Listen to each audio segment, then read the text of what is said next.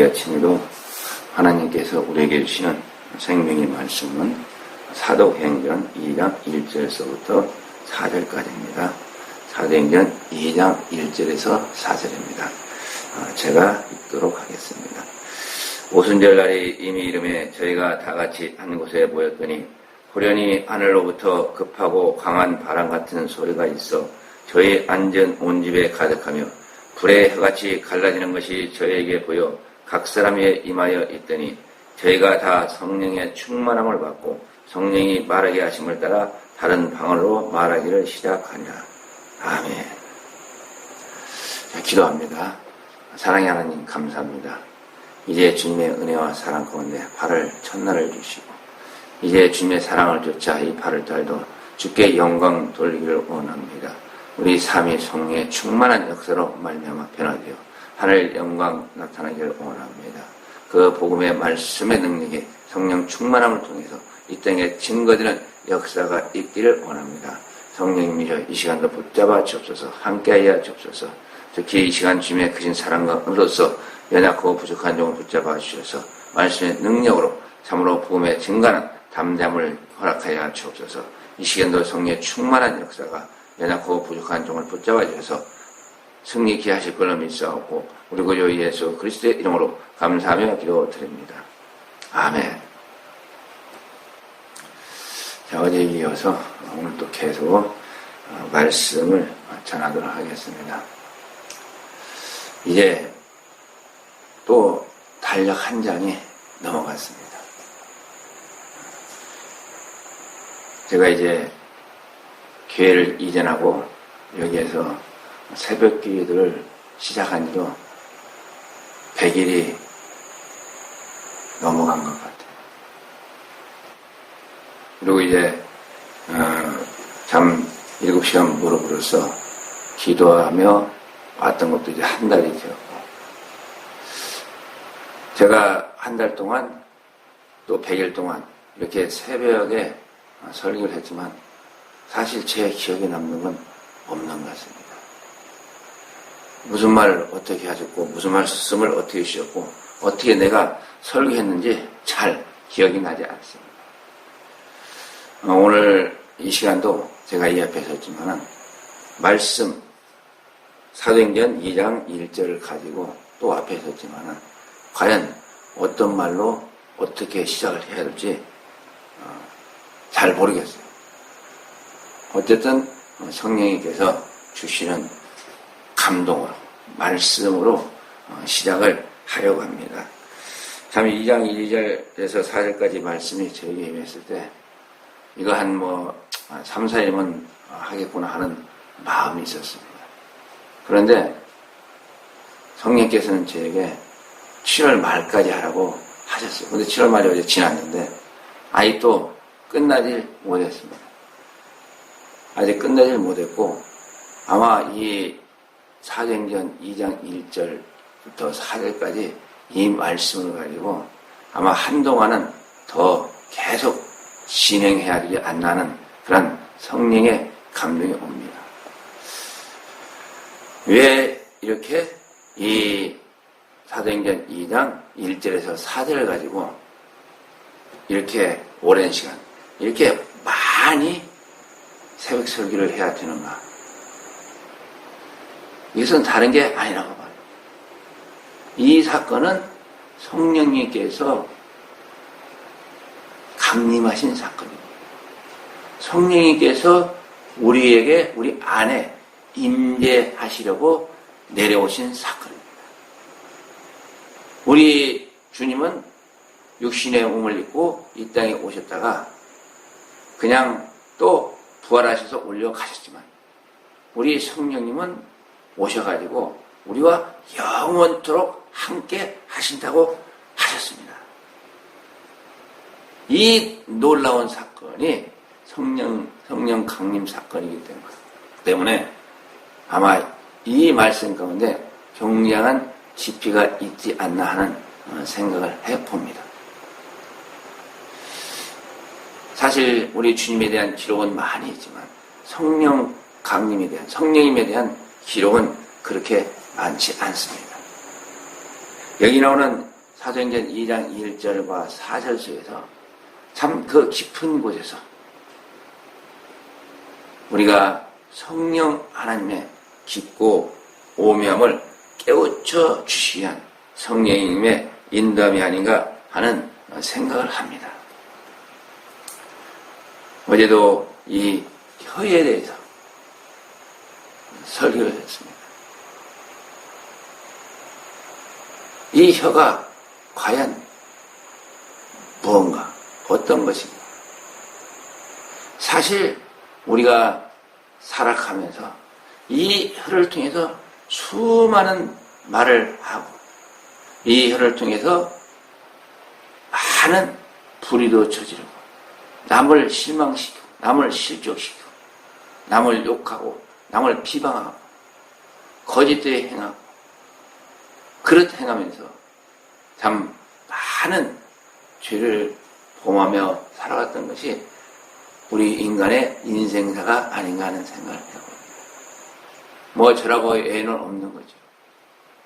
과연 이 혀로 우리가 얼마나 많은 유익된 삶을 살았을까? 이 혀를 얼마나 유익되게 우리가 사용을 했을까?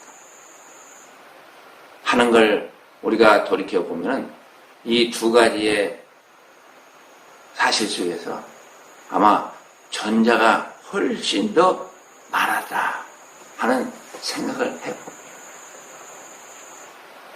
전자가 더 많을 수밖에 없는 그 현실은 안타깝지만 우리가 이 땅에 살아가는 그러한 육의 삶 가운데 살아가기 때문에 그럴 수밖에 없었다는 생각도 해봅니다. 그래서 야고보서에서 야고보가 그 혀에 대해서 참 아주 냉렬하게 비판하고 있는 거예요. 여러 종류의 짐승과 새며 벌레와 해물은 다 길들임으로 사람들이 길들이 없거니와 혀는 능히 길들일 사람이 없나니 쉬지 아닌 악이요 죽이는 독이 가득한 것이라. 참 이 혀에 대한 그 현실성 아주 우리에게 정확히 일깨워주고 있는 말씀이 아닌가 하는 생각을 해봅니다. 우리가 하나님을 알지 못했다면 아마 이러한 혀로서 죽이는 인생의 삶을 살 수밖에 없었을 겁니다. 이 성령님께서 오순절 다락방에 불의 혀같이 임했다고 말씀을 하고 계십니다. 왜 불이 나오고 혀가 나올까? 왜 불의 혀같이 임했다고 말씀을 하고 계시는가? 참 이 말씀을 우리가 기도하면서 아주 깊게 생각하고 깨달아야 되는 의미가 여기에 있지 않나 하는 생각을 합니다. 참 우리가 안타깝고 아쉬운 것은 뭐냐? 바로 우리가 이 육신의 몸을 입고 이 땅에 살고 있기 때문에 우리의 이 삶의 자체는 저 하늘에 가까운 것보다도 하늘을 쉽게 깨달아 알 수 있는 것보다도 어디에 가깝습니까? 이 세상에 가깝습니다. 즉 육의 삶에 가까운 인생의 삶을 살고 있습니다. 이 육이라는 게 뭡니까? 우리는 영육이라고 통상 얘기를 하는데 영은 뭐고 육은 뭔가? 그 중에 육은 특히나 뭔가? 이 성경을 우리가 다 잘 더듬어 살펴볼 때 육이라는 것을 뭐 정확히 그냥 딱 부러지게 이거다 이렇게 결론을 내기는 참 애매하고 어려운 부분이 있습니다만은 이 육을 그냥 우리가 쉽게 이 보편적으로 받아들이고 이 생각할 수 있는 것은 이 육이라는 것은 뭔가 바로 제가 이렇게 이 성경을 더듬어 분석의 결과 어떻게 받아들이느냐. 이 육이라는 것은 우리 이 사람, 나라는 주체가 있어야죠. 이 사람 플러스. 그러니까 사람이라고 하면은 뭐 전체라기보다는 그 육신을 의미한다고 봐야 돼요. 육신 플러스 또 세상. 세상은 뭐예요? 사람과 마귀가 어우러진 것이 세상입니다. 세상 플러스. 그 다음에 마귀. 이 세 가지가 잘 어우러져 가지고 우리 인간이 살아가는 그 삶의 현장이 육이 아닌가. 저는 그렇게 정의를 해봅니다.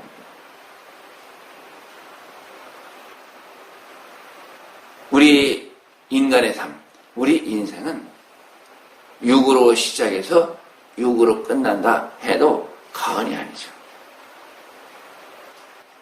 우리가 이 땅에 살아가는데 무슨 삶을 살아갑니까? 우리가 지정이라는 혼적인 인생의 삶이 있지만 그 모든 것이 결과적으로는 우리의 육신의 편안함과 안락함과 어떤 성취를 위해서 그 모든 것들이 동원돼서 우리가 살아갑니다. 그런 살아가는 그 현장 속에 세상이 있습니다. 그 세상에서 어우러지면서 우리 인생은 나름대로의 영역을 굽고 나름대로의 자기 자신의 영화를 위해서 남을 이용하고 남의 것을 뺏어서 내 것으로 취하 이렇게 살아가는 것이 바로 세상의 인생의 삶. 또 거기에는 반드시 개입하는 게 누굽니까? 마귀의 역사입니다. 마귀는 교마에게 우리의 이 머리를 통해서 우리의 생각을 통해서 우리를 조종하고 우리를 이끌어 갑니다. 이게 우리 인간이 살아가는 인생의 육의 삶이 이 세상 가운데 있었던 겁니다. 그러니까 우리 인생의 삶은 바로 육의 삶이었다. 이렇게 말을 할 수가 있는 겁니다. 우리가 하나님을 알지 못하는 인생은 하나님을 받아들이지 못한 인생은 영적인 삶이 없습니다. 그저 육적인 삶의 그 목적과 성취를 위해서 살아가는 것이 인간의 삶이라고 볼 수가 있는 겁니다. 우리가 하나님을 알지 못하면 영의 세계에 대한 올바른 것을 알 수가 없습니다. 그냥 세상 속에 살아가면서 나의 육신의 어떤 정욕과 또한 마귀의 유혹과 미혹, 그 역사가 어우러져서 우리 인생은 망가질 수밖에 없습니다. 그러한 우리 육의 삶을 성취하기 위해서 가장 중요한 게 뭐냐? 바로 이 혀인 거죠. 사실 열심히 육체 노동을 통해서 돈을 버는 사람보다도 이 혀를 아주 잘 활용해서 돈 버는 사람들이 더 많이 있습니다. 제가 여기서 이 혀라고 하니까 그냥 이 혓바닥을 얘기하는 걸로 생각하실 수가 있는데 이 혀라는 것은 이 혓바닥만을 얘기하는 게 아닙니다. 혀라고 하는 것은 혓바닥이 아니라 혀에서 나오는 모든 말을 의미합니다. 좀 더 이 말 위에 혀에서 나오는 어떤 지식을 의미하기도 합니다. 또 좀 더 이 지식 위에 이 혀에서 나오는 어떤 인간의 지혜를 의미하기도 합니다. 그러니까 이 혀라는 것은 그냥 단순히 우리가 내뱉는 말만이 아닙니다. 이 말을 통해서 우리 인간이 이루어가는 그 모든 인생의 것, 어떤 문화, 습관, 간섭, 그리고 생활의 그 어떤 양식들, 그리고 자기가 만들어 놓은 많은 지식의 보고들, 지혜를 통해 가지고 이 땅에 만들어진 많은 나름대로의 그 자신들이 느끼는 부하들.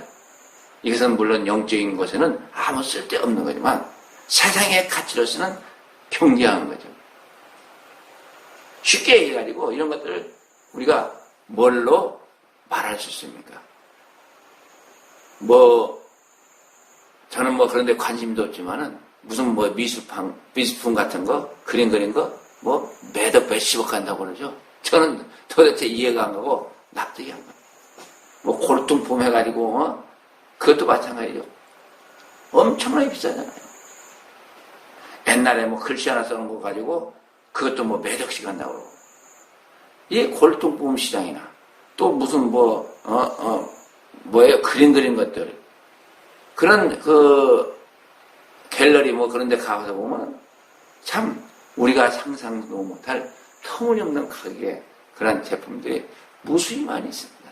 그게 뭡니까? 바로 혀의 결정체입니다. 하나님을 알지 못했던 인간이 만들어낸 그 혀의 결정체. 그게 바로 거기에 있습니다. 그래서 이 혀 가지고 어떤 나라에 공을 세웠던 사람들은 동상을 만들기 위해서 하잖아요. 동상. 그리고 그것을 바라보면서 그분을 생각하고 참 마음 가운데 그 사람에 대해서 기억하면서 또 한편으로는 숭상하기도 합니다. 이게 바로 우상이죠. 이 땅에서, 이 세상에서, 이 육적인 가치를 위해서 우리 인생은 이 혀를 통해서 살아왔다. 이러한 인생에게 오순절 다락방에 임한 성령의 강림하심은 이 모든 것을 파괴하는 거였습니다. 이 모든 것을 불태우고자 하는 성령의 강림이었던 겁니다. 야고보서에 나오는 그 혀를 불살라 버리고 이제 새로운 혀로 바꾸시기 위한 하나님의 섭리와 역사였다는 사실. 우리의 혀는 얼마나 간악합니까? 얼마나 간사합니까? 얼마나 흉악합니까?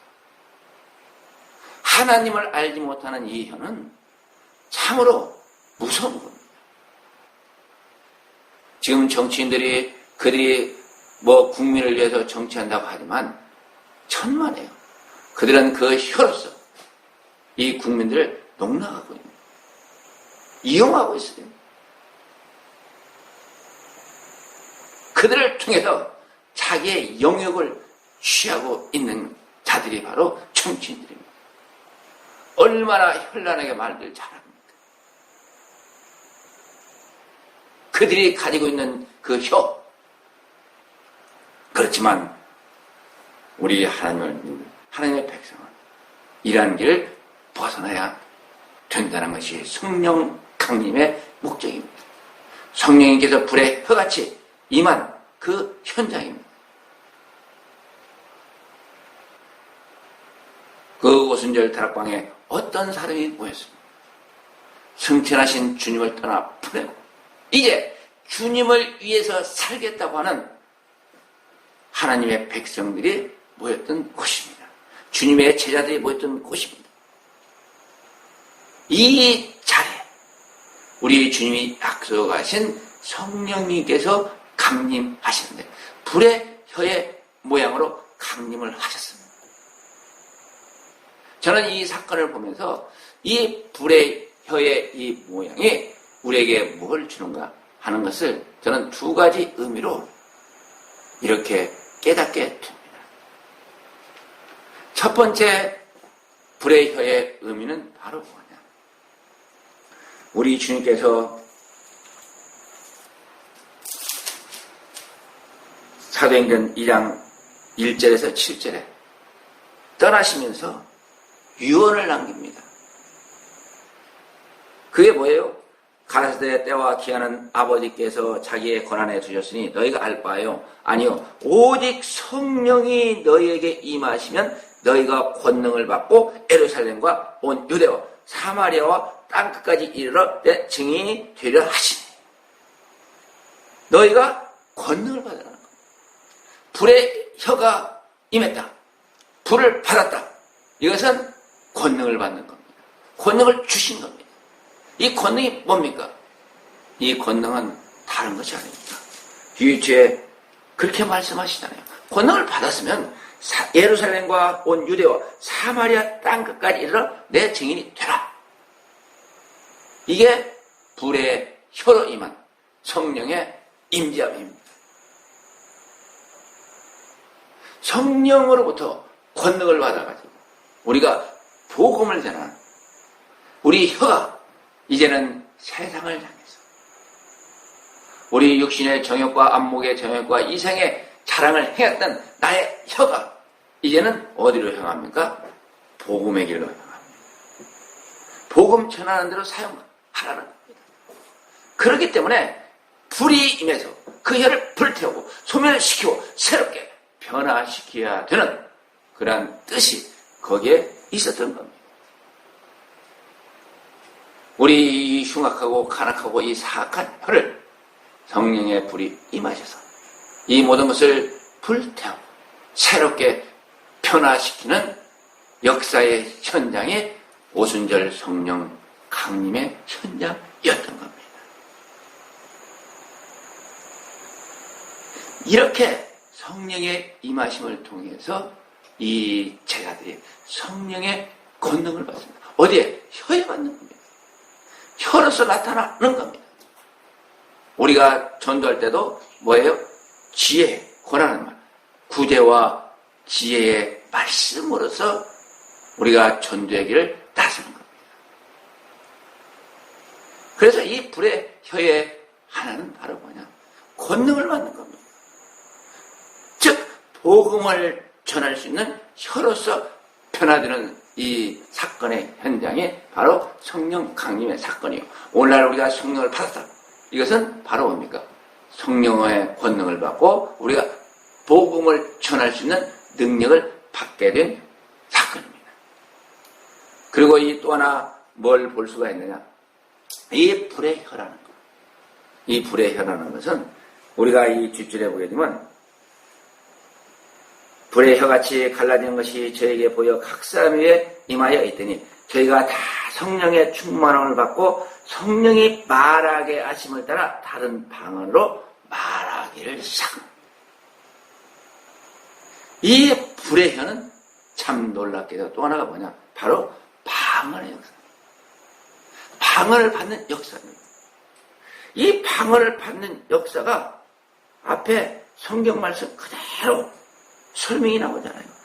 성령의 충만을 받은 겁니다. 또 성령이 말하게 하심을 따라 다른 방으로 말하기를 시작하니라. 뭐 뒤에 13개국의 방언의 역사가 이 성경에 기록이 되어 있습니다. 물론 그건 13개국이라는 것은 그냥 많은 나라를 얘기하는 거고 그 당시 모였던 그 사람들이 알 수 있는 나라들을 얘기한 것이지 그게 저는 전부라고 보지 않습니다. 쉽게 얘기해가지고 이 방언의 역사는 아주 폭이 넓다는 거죠. 다양하고 이로 헤아릴 수 없는 하나님의 이 혀를 통한 말의 역사의 시작이라고 우리는 여기서 볼 수가 있습니다. 이 사건은 바로 또 우리가 뭐와 연결이 됩니까? 바로 바벨탑 사건하고 연결이 됩니다. 바벨탑을 쌓을 때는 그 인류가 다 한 언어로 통일했습니다. 그래서 그들이 인간의 힘을 하나로 모아서 그 지혜를 하나로 모아서 뭘 했어요? 바벨탑을 쌓은 겁니다. 바벨탑을 쌓았다는 게 뭐예요? 하나님을 대대게 하는 겁니다. 또 닥칠 그 홍수, 하나님이 우리를 물로 심판하나 한다 하더라도 우리가 바벨탑 하늘 높이 끝까지 쌓아가지고 거기에 올라가면 어때요? 물에 심판을 변할 수가 있잖아요. 방주가 필요 없잖아요. 그러한 오만의 극지가 바로 바벨탑의 사건이었던 겁니다. 그러한 인간을 하나님께서 보시고 어떻게 하십니까? 언어를 다 흩은 겁니다. 다 흩은 그 언어에 다시 모은 역사가 바로 이 성령 강림의 사건입니다. 오순절 다락방의 역사입니다. 이제 크리스찬 그들이 다시 모이게끔 하는 겁니다. 뭘로요? 방언. 이 방언이라는 것은 사실 우리가 좀 잘 접근을 해야 됩니다.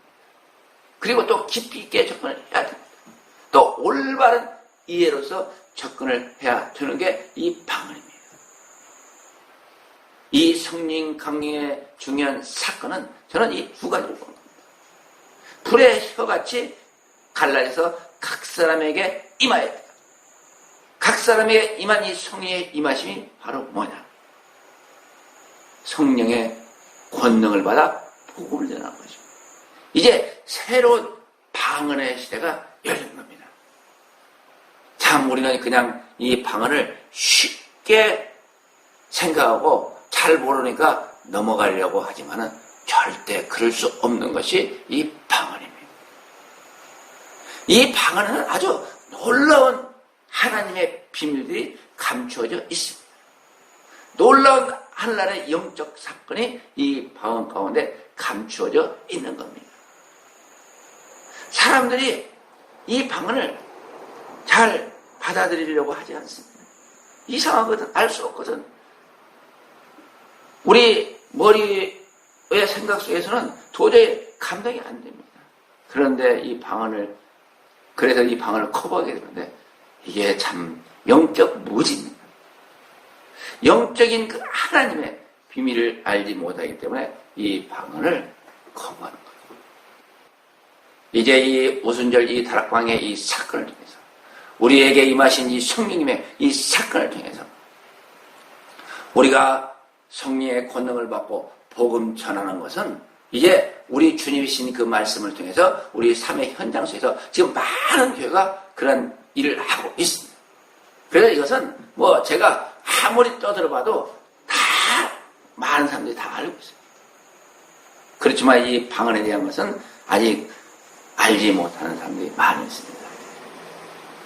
그래서 이제 불의 혀같이 임한 이 성령님의 이 방언의 역사, 이 방언에 대해서 이제 내일부터 좀 새벽 기도 예배 시간에 좀 설교를 좀 해야 된다는 것이 제 마음 가운데 오는 이 성령의 감동입니다.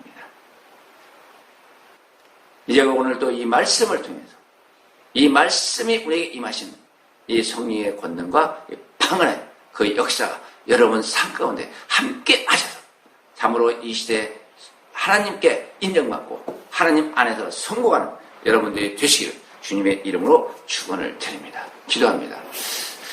사랑의 하나님 감사합니다. 참으로 성령의 강림하심이 우리와 함께 하시고 우리를 참된 진리와 생명 가운데 인도하셔서 이제는 이 성령 강림을 통해서 불의 같이 저희들 각자에게 임하셔서 참으로 저희로 하여금 권능을 받고 이제 방언을 받아서 그 성령이 주신 그 역사를 통하여 이 땅에서 참으로 영광을 나타낼 수 있는 은혜의 길로 인도하신 주님을 찬양합니다. 우리가 성령의 권능으로 복음을 전케 하시고 이제 방언의 그 역사로서 하늘 영광 보게 하여 주옵소서. 하늘나라의 비밀을 깨닫게 하여 주시고 참된 진리 가운데 저희들을 인도하여 주옵소서. 함께 하시고 인도하실 걸로 믿사오고 우리 구주 예수 그리스도의 이름으로 감사하며 기도드립니다. 아멘.